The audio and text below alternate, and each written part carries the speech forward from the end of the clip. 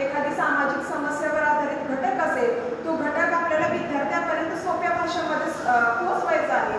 त्यासाठी आपण नाट्यीकरण पद्धतीचा अवलंब करून ती समस्या विद्यार्थ्यांपर्यंत पोहोचवू शकतो आणि त्याच्यातून वेगवेगळे मार्ग आपल्याला निर्माण करता येतील. म्हणजेच इथं झालं हे मराठी अध्यापन पद्धतीचं झालं. आता मराठीमध्ये दुसरा घटक आहे, आणखी वेगवेगळ्या पद्धतीचे घटक असतात. मग ते घटक शिकवण्यासाठी केवळ एकाच पद्धतीचा वापर करून चालणार आहे का? मुळीच नाही. तर आशय काय दिलेला आहे, त्या आशयाला अनुरूप आपल्याला आपल्या अध्यापनाची पद्धती ठरवता येऊ शकते.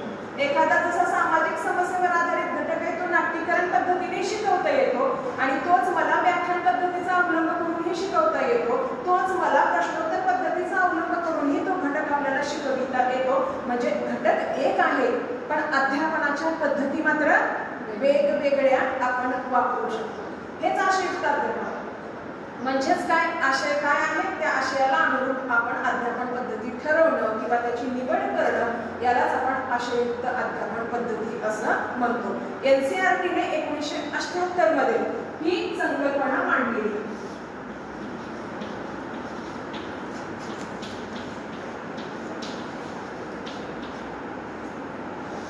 आशयुक्त अध्यापन पद्धतीची संकल्पना भारतामध्ये 1978 मध्ये NCERTने ती मान्य केली आणि शिक्षणाच्या प्रवाहामध्ये आज आपण पाहतोय की आशयुक्त अध्यापन पद्धतीचा अवलंब सध्याच्या शिक्षण पद्धतीमध्ये घटक शिकवत असताना विचार करणार आहोत. हे कुठेतरी आपण बाजूला सारलं पाहिजे. कंटेंट वाईज आपल्याला म्हणजे अध्यापनाची पद्धती ठरवण्याचं कौशल्य हे शिक्षकामध्ये असणं गरजेचं आहे. म्हणूनच विद्यार्थ्यांमध्ये ही विविधता आपल्याला विविधता आणली पाहिजे.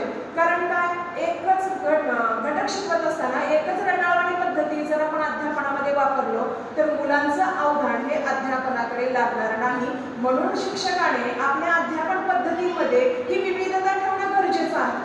तर त्याचा विचार आपण करणं गरजेचं आहे. मग वेगवेगळे जे विषय आहेत त्या वेगवेगळ्या विषयाला, त्या विषयातील वेगवेगळ्या आशयाला आपल्याला अध्यापनाची पद्धती ठरविता आली पाहिजे. एकच घटक आपल्याला 2-3 पद्धतीनेही शिकवता आला पाहिजे.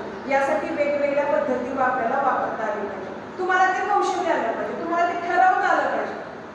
उदाहरणार्थ एखादा गणिताचा भाग आहे, मग ते मी दिग्दर्शन पद्धतीने त्याचा वापर करू का चर्चा पद्धतीने तो घटक मी त्या पद्धतीने विद्यार्थ्यांपर्यंत पोहोचू किंवा विद्यार्थ्यांचं सहाय्य घेऊन विद्यार्थ्यांना कृतीयुक्त शिक्षण देऊन त्या माध्यमातून तो अशा विद्यार्थ्यांपर्यंत सोप्या पद्धतीने मला कसं पोहोचविता येईल. किंवा एखादा भूगोलासारखा घटक आहे, तो भूगोलासारखा घटक शिकवत असताना केवळ तो वर्गामध्ये शिकविणं अपेक्षित नाहीये, तर वर्गाच्या बाहेर सुद्धा आपल्याला भूगोलातले कंटेंट शिकविता येतात. अशा पद्धतीचा अवलंब करता आला पाहिजे. आता उदाहरणार्थ जर घेतलं तर भूगोल हा विषय आपण सहल पद्धतीने वर्गात बसून देखील आपण आपल्या मुलांची सैर करून आणू शकतो. म्हणजे त्याही पद्धतीचा अवलंब करता येतो किंवा प्रत्यक्ष फील्ड व्हिजिट सुद्धा आपल्याला त्या माध्यमातून देता येऊ शकते. तर अशा या वेगवेगळ्या अध्यापन पद्धतीचा विचार आपण आपल्या अध्यापनामध्ये करणं अपेक्षित आहे.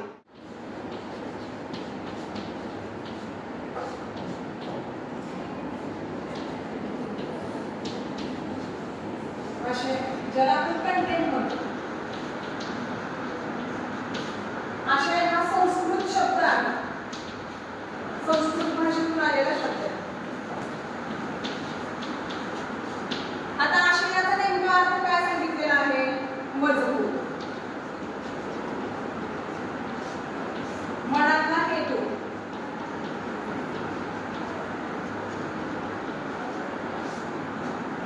उद्देश.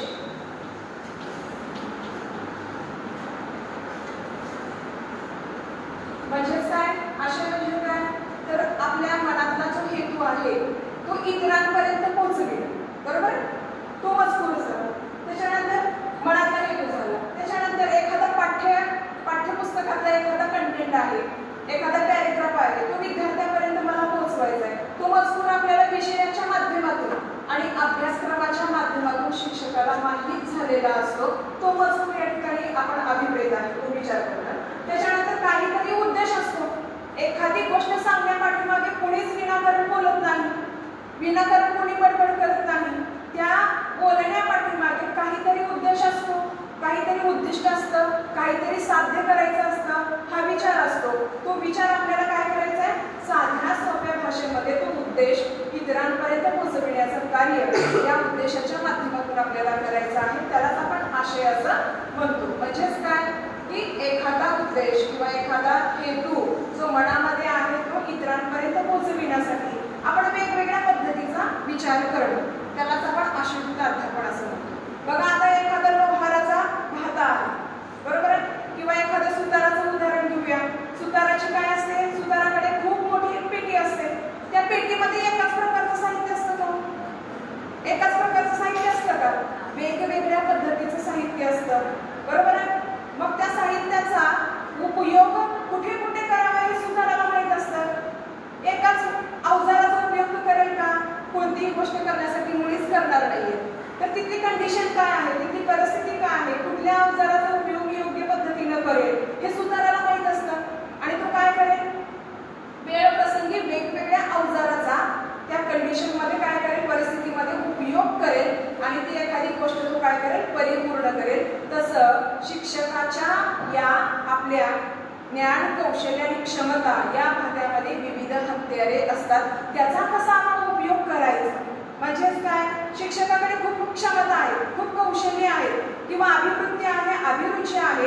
हीच अभिरुची, हीच अभिवृत्ती किंवा याच क्षमता विद्यार्थ्यांमध्ये आपल्याला रुजवायच्या आहेत. त्यासाठी शिक्षकाने त्याच्याकडे असलेल्या त्या वेगवेगळ्या अध्यापन पद्धतीचा अवलंब करून विद्यार्थ्यांमध्ये योग्य ती अभिरुची, योग्य ती अभिवृत्ती किंवा क्षमता आणि कौशल्याचं विकसन करणं खूप गरजेचं आहे. यालाच आपण आशययुक्त अध्यापन पद्धती असं संबोधतो. असं काही खूप काही वेगळं नाहीये. आशययुक्त अध्यापन म्हणजे खूप वेगळं काही नाविन्यपूर्ण काही नाहीये. सकाळच्याच भाजीला संध्याकाळी अजून वेगळ्या पद्धतीनं फोडणी देऊन आपण जशी एखादी भाजी तयार करतो त्या पद्धतीने आपल्या ह्या वेगवेगळ्या अध्यापन पद्धती आहेत. जर एखादा घटक आपण आज वेगळ्या पद्धतीने शिकवला, तोच आपण कितीतरी वेगवेगळ्या पद्धतीने शिकवू शकतो आणि त्याची चव ही आपल्याला बदलवता येते. म्हणजेच काय, तर विद्यार्थ्याची मनोवृत्ती आपल्याला ती बदलवता येते किंवा विकसित करता येते. त्या अभिवृत्ती आपल्याला विद्यार्थ्यांमध्ये त्या निर्माण करता येतात. यालाच आपण आशययुक्त अध्यापन पद्धती असं म्हणायचं. लक्षात आलं?